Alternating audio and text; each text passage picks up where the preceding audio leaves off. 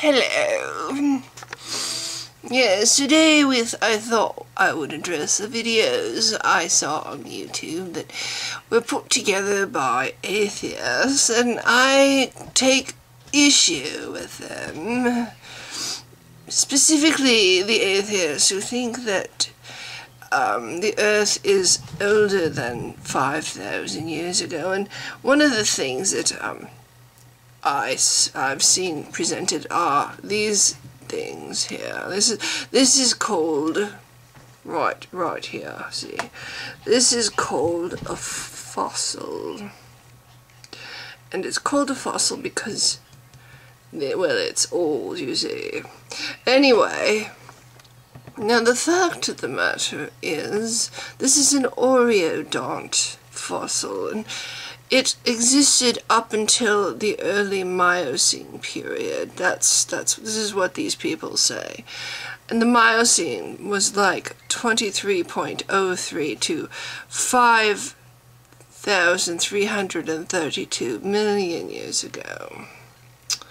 And these little guys fed on something like grass, but not really grass, because grass didn't really exist back then. They use these types of finds and discoveries to try to prove their insipid theories of evolution.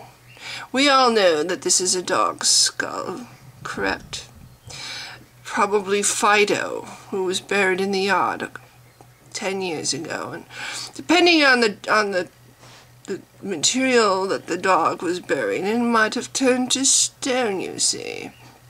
So, the point of the matter is that these silly, absurd claims that animals existed longer than 5,000 years ago is absolute rubbish.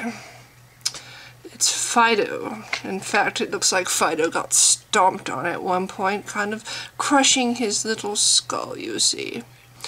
Anyway, and it's interesting, what did give away for the fact that this whole evolution thing is man-made is the name they give this creature, supposedly lived so long ago. They call it an oreodont. What, were they eating Oreos at the time they came up with that?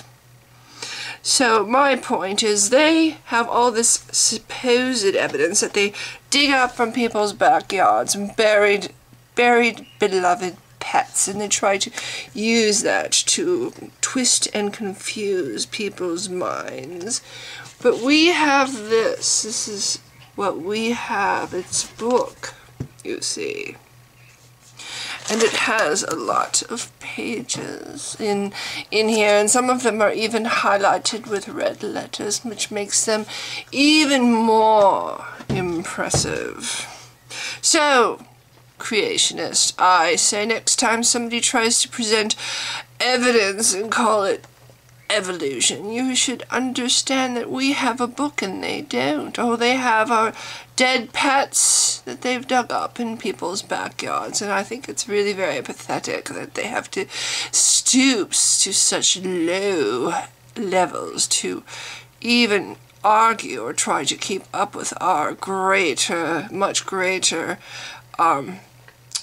theories on the matter of how the earth began. I mean, our book was actually written by God, it's true. They have actual thousands of witnesses actually saw this fiery hand come down from excuse me, come down from heaven and pick up a stylus, which is what they had back then, and scribble words onto papyrus, which I think is what they called paper back then, papyrus, and then those words were preserved in special chemical solutions so that they were never, ever, ever changed.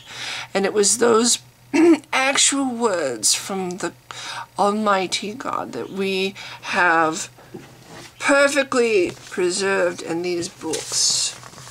And yes, while it's true that they have gone through many revisions, God himself, for each revision and updated version and translation that has come about, God himself has revisited the earth with his fiery hand and has simply updated the writings.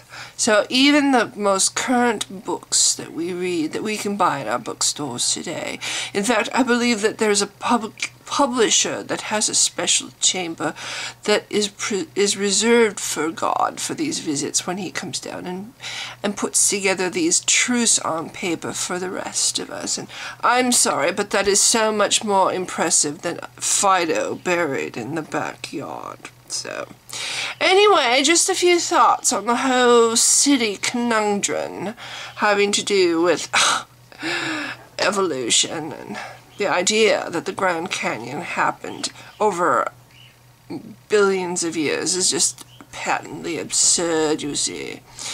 And it's just proven. It's in the Bible, that. So, anyway, if you've been listening, hip hip and cheerio and all that, and thank you so much. Bye-bye.